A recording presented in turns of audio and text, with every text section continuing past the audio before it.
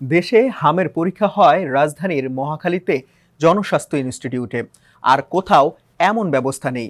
কিন্তু সেই পরীক্ষাগারে হাম পরীক্ষার কিট আছে মাত্র 7টি। এসব কিট দিয়ে সর্বোচ্চ 630টি রক্তের নমুনা পরীক্ষা করা যাবে। বর্তমান হারে নমুনা পরীক্ষা করলে 6 দিনের মধ্যে এগুলো শেষ হয়ে যাবে। গত এপ্রিল থেকেই পরীক্ষাগারে কিটের সংকট প্রকট হচ্ছিল, কিন্তু জরুরি ভিত্তিতে উদ্যোগের ঘাটতির কারণে এখন পর্যন্ত নতুন যোগান তৈরি হয়নি। ফলে নতুন কিট না এলে 11 মের পর দেশে হামের নমুনা পরীক্ষা পুরোপুরি বন্ধ হয়ে যাবে। এসব বিষয়ে বিস্তারিত জানাতে সমকাল সংবাদ পর্যালোচনায় আজকে আমাদের সঙ্গে যুক্ত আছেন সমকালের সিনিয়র রিপোর্টার তবিবুর রহমান। তবিবুর রহমান, সমকাল স্টুডিওতে আপনাকে স্বাগত জানাচ্ছি। আপনাকেও ধন্যবাদ। আপনার কাছ থেকে একটু জানতে চাই, হামের যে পরিস্থিতি আমরা এখন দেখছি সেই পরিস্থিতির সম্পর্কে তো নিশ্চয়ই জানবো, তবে একটি প্রতিবেদন আজকে প্রকাশিত হয়েছে আপনার, কিট সংকটে আছে, এটি কেন আসলে? আচ্ছা, হাম পরীক্ষা হচ্ছে বাংলাদেশের একটি মাত্র ল্যাবে, সেটি হচ্ছে জনস্বাস্থ্য ইনস্টিটিউটের ল্যাব। এই ল্যাবের যে কিট, সেই কিট দেয় হচ্ছে বিশ্ব স্বাস্থ্য সংস্থা। এর বাইরেও আমাদের অনেক ল্যাবে এই হামের শনাক্তকরণের ফ্যাসিলিটি আছে, কিন্তু বিশ্ব স্বাস্থ্য সংস্থায় কিট দেওয়ার কারণে ওই কিট অন্য জায়গায় বাইরে থেকেও কেনা যায় না। সংকটটা তৈরি হচ্ছে 1 মাস আগে একটি চাহিদাপত্র পাঠানো হয়েছে বিশ্ব স্বাস্থ্য সংস্থার। তারা সঠিক সময়ে কিটটা সরবরাহ করতে পারেনি, যে কারণে সংকট দেখা দিচ্ছে। এখন জনস্বাস্থ্য ইনস্টিটিউটের ল্যাবে মাত্র 7টি কিট আছে। একটি কিটে সাধারণত 90টি নমুনা পরীক্ষা করা যায়, সেই অনুযায়ী 630টা নমুনা পরীক্ষা করতে পারে। গত সোমবার আমরা যখন প্রতিবেদনটা করেছি তখন দেখেছিলাম 107টা পরীক্ষা হয়েছে। যদি এই হারে পরীক্ষা হয় তাহলে হচ্ছে এই কিট দিয়ে 10 তারিখ পর্যন্ত চলবে এবং 10 তারিখের পরে এটা বন্ধ হয়ে যাবে। এই কিট যেন সংকট নিরসন হয়, এই নিয়ে সরকার আসলে কি উদ্যোগ নিয়েছে? সরকার মূলত ডব্লিউএইচওর কাছে চিঠি দিয়েছে, এরপরে স্বাস্থ্যমন্ত্রী আশ্বস্ত করেছে আমরা 15 তারিখ যে কিটটা পাওয়ার কথা ওইটি যত দূর বা যত আগে নেওয়া সম্ভব সেটা চেষ্টা করছে। আশা করা যায় হয়তো আরও 4-5 দিনের মধ্যে ওই কিটটা নিয়ে পসিবল হবে। যদি হয় সেটা আমাদের পরীক্ষা রানিং থাকবে, না হলে বন্ধ হয়ে যাবে। হামের যে সংক্রমণ চলছে, ভয়াবহ সংক্রমণ, এখন বর্তমানে এই চিত্রটা কি? আচ্ছা, মূলত হচ্ছে আমরা গতকালে যে প্রতিবেদন দেখাচ্ছি প্রায় 317 জন শিশু এ পর্যন্ত মারা গেছে এবং 45,000 বা 42,000 সংক্রমণ হয়েছে হাম এবং হাঁপে উপসর্গ নিয়ে। এখন যে জটিলতা হচ্ছে, এইটে 20 বছরেও এরকম পরিস্থিতি তৈরি হয়নি হামের। এখন আমাদের প্রশ্ন আসছে যে এই ধরনের পরিস্থিতি আসলে অন্যান্য দেশ বা হচ্ছে বিশ্ব স্বাস্থ্য সংস্থার রুল কি? জনস্বাস্থ্য বিশেষজ্ঞরা বলছে যে এই ধরনের যদি মহামারী আসে তাহলে জরুরি স্বাস্থ্যের মহামারী হিসেবে ঘোষণা করা, এবং ওই ঘোষণাটা করলে সব কাজগুলো করতে সহজ হয়ে যায়। তো সরকার আসলে এই ঘোষণাটা দিতে চায় না, অনেক কিছু বিবেচনা করে। সরকার কিছু ইনিশিয়েটিভ নিয়েছে, সেগুলো আমি বলবো। সেটি হচ্ছে যে দ্রুত টিকাদান কর্মসূচি শুরু করছে এবং হাসপাতালে আলাদা ইউনিট প্রস্তুত করেছে। তারপর হচ্ছে ওষুধ সরবরাহ ঠিক রাখছে। টিকাদান কর্মসূচিটা ভালোভাবে চলছে। এখন সরকার আর কি কি করতে পারতো সেটা যদি বলি, প্রথমেই এই মৃত্যুর কারণ নিরসনের জন্য বা কারণ নির্ণয়ের জন্য হচ্ছে ডেথ রিভিউ কমিটি করে ডেথ রিভিউ শুরু করতে পারতো, যেটা সরকার করেনি। এরপরে হচ্ছে যে টিকার বিষয়ে জনসচেতনতা তৈরির জন্য জনপ্রতিনিধিত্বের সাথে একসাথে প্রচারণা করতে পারতো বড় ধরনের। সেই প্রচারণার অভাব আমরা দেখতে পেরেছি।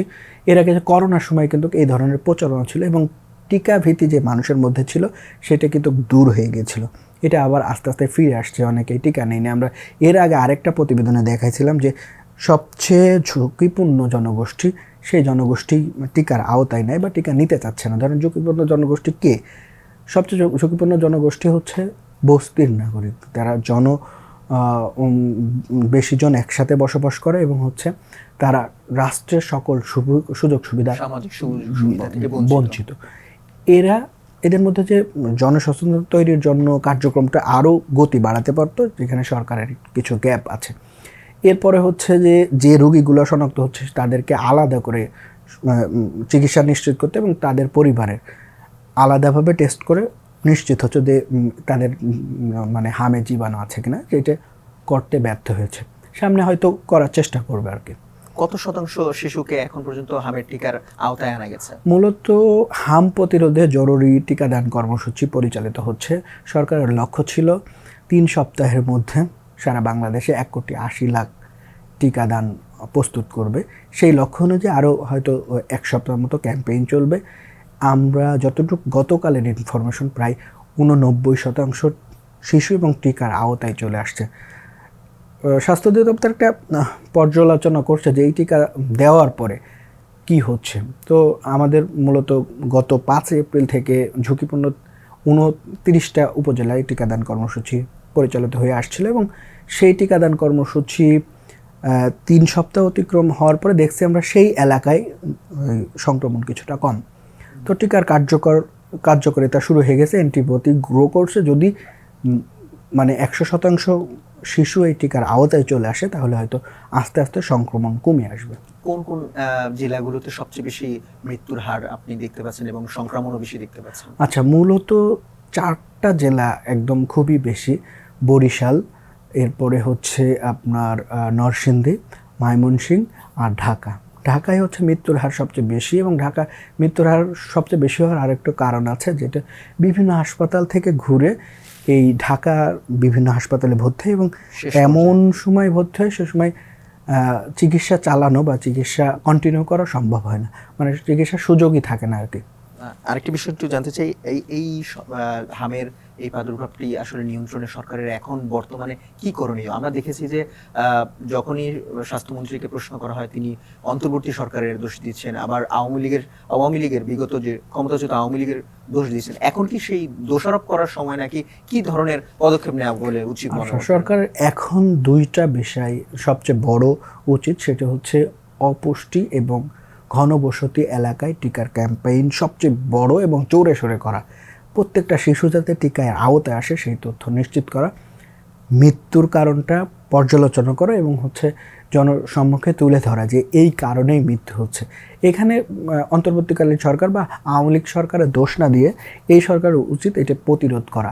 ধরেন আমি বললাম একজনের দোষ ছিল, টিকা ঘাটতি ছিল, আপনি তো টিকা দিয়েছেন, তারপরেও শিশু মৃত্যু হচ্ছে কেন, সেই কারণটা আইডেন্টিফাই করা। এবং এইখান থেকে সরকার যেটা করতে পারতো, শুধুমাত্র স্বাস্থ্য অধিদপ্তর এই হামের চিকিৎসাটা নিশ্চিত করছে, অধিদপ্তর মন্ত্রণালয়, এটা আন্তঃমন্ত্রণালয় একটা কমিটি করা যেত, সব মন্ত্রণালয় একসাথে কাজ করার সুযোগ ছিল, এখানে বেসরকারি প্রতিনিধি, বেসরকারি হাসপাতালগুলো ইনভলভ করা যেত, বিভিন্ন দেশের যারা শিশুদের স্বাস্থ্য নিয়ে কাজ করে এরকম ইন্টারন্যাশনাল এনজিওদের একত্রে করে সমন্বয়ে সম্মিলিত পদক্ষেপ নিলে হয়তো কমাতে পারত। সরকার শুধুমাত্র একটি কাজ ভালো করছে, সেটা হচ্ছে টিকাদান ব্যবস্থাপনা এবং টিকা কর্মসূচিটা খুবই ভালোভাবে স্মুথলি চলছে।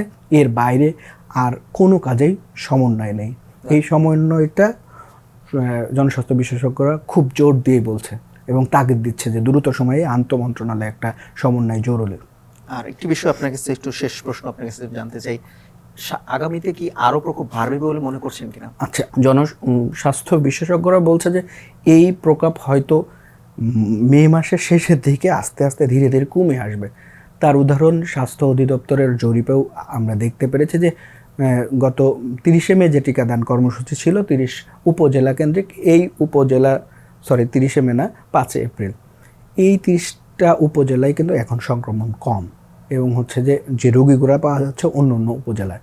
তো হচ্ছে সমগ্র বাংলাদেশে হামের বিস্তর হয়েছে।